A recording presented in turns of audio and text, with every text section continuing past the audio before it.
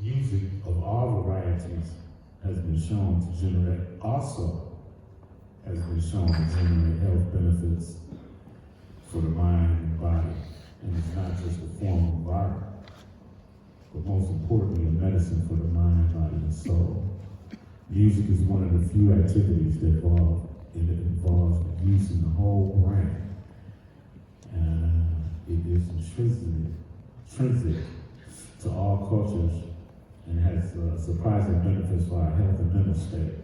The moment you press play and hear sounds, a number of things happen in your brain and in your body, like this sound.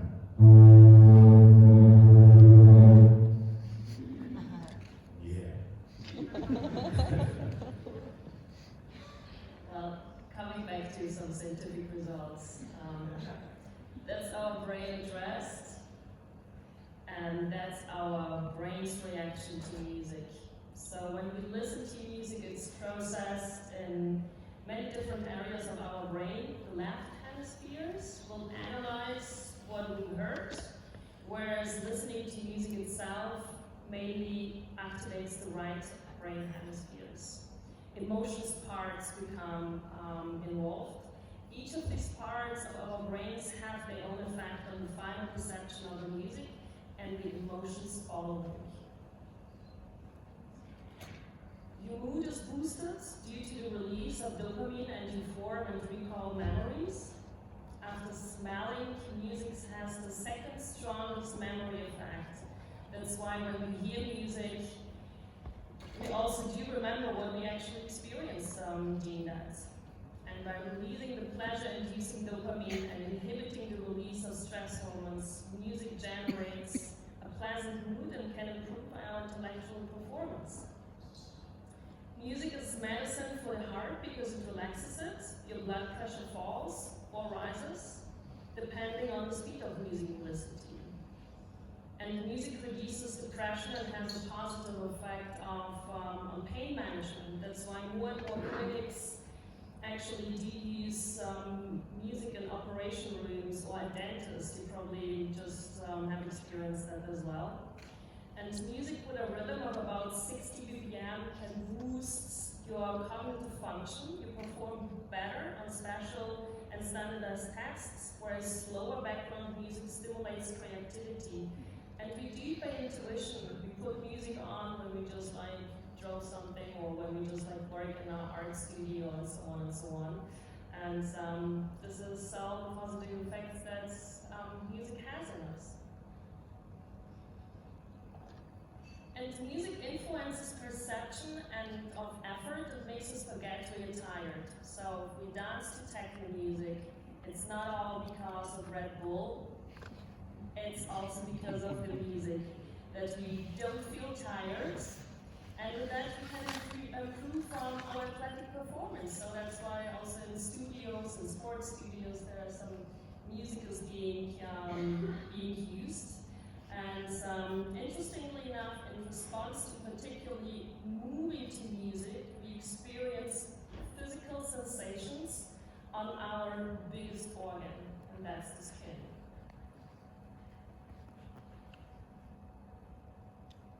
Music therapy is being used to help patients to improve their physical and mental health, such as in medical hospitals, as well as in cancer centers, psychiatric hospitals, and dementia care homes, and to name some of them.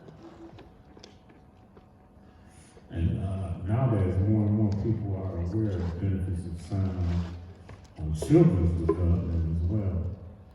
Children who have the opportunity to do and study music have an easier time with academic, social skills, discipline, patience, self-esteem.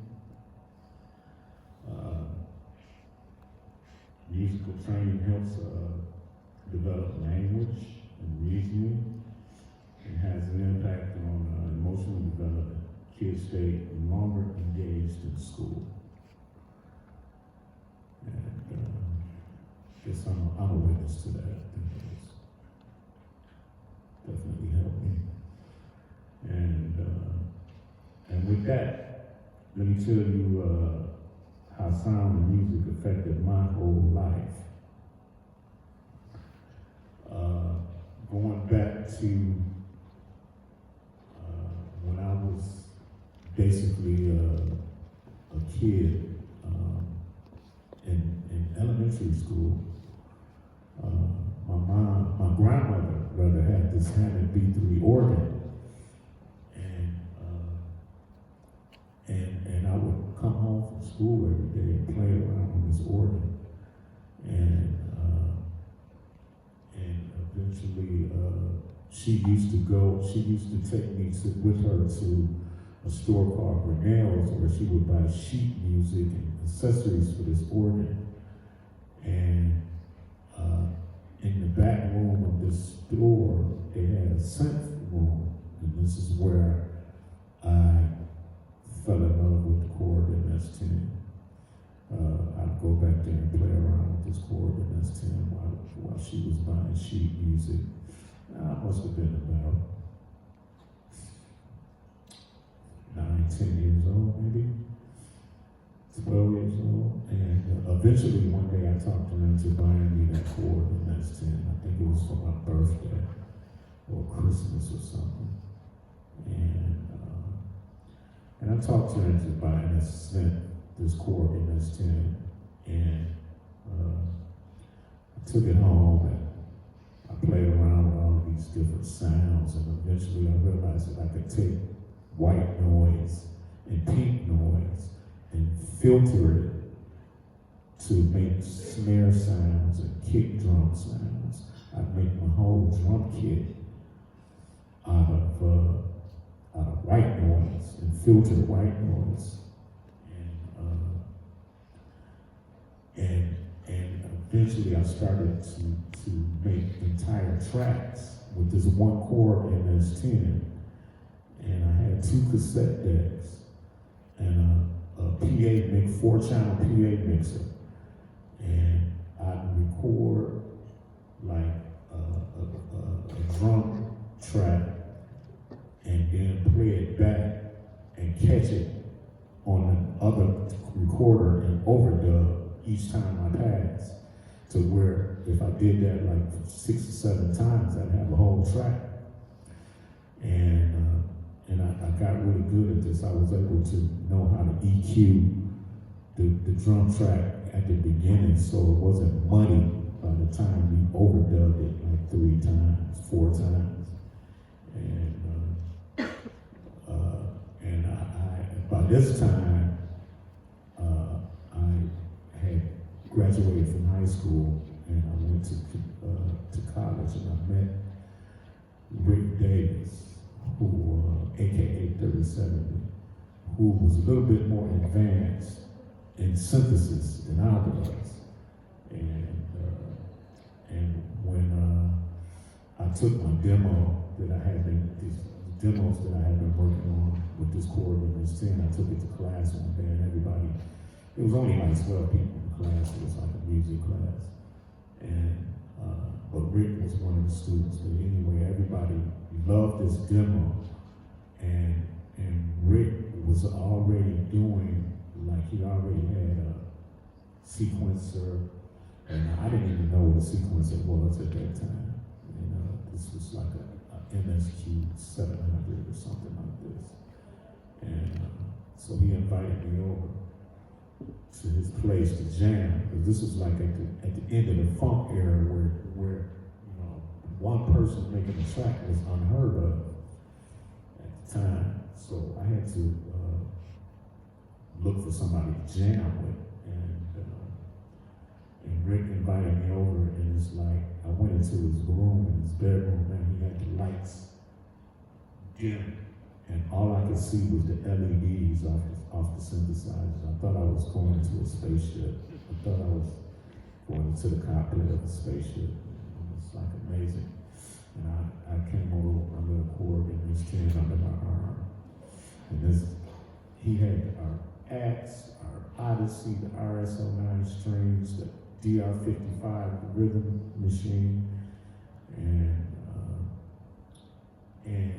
so we got together the first track that we made together was called Cosmic Rain Dance, actually. And we later, actually I made a record called Alleys of Your Mind myself, and Rick played a couple of parts on top of it. And we released our first record.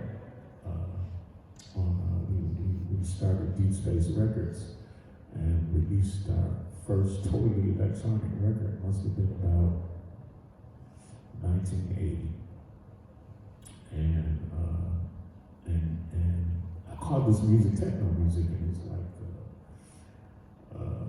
and the rest kind of was kind of history in a way. And I have to say that when I was making this, the music that I was listening to, my music was really loose and organic. But I heard at that time a group called Kraftwerk, and I listened to that, and I said, I heard We Are the Robots, and this DJ called Electrifying Mojo played this record, and it froze me in my tracks, because I said, this record sounded exactly like my music, but it was way more tighter, and it was way more refined, and at that time, little did I know that I'd be in the city where these guys that made that record from 30 years later. So thanks Düsseldorf. And 37 years. And thanks to Ralph Wolfgang Karloff and Florian. And the rest is kind of like history.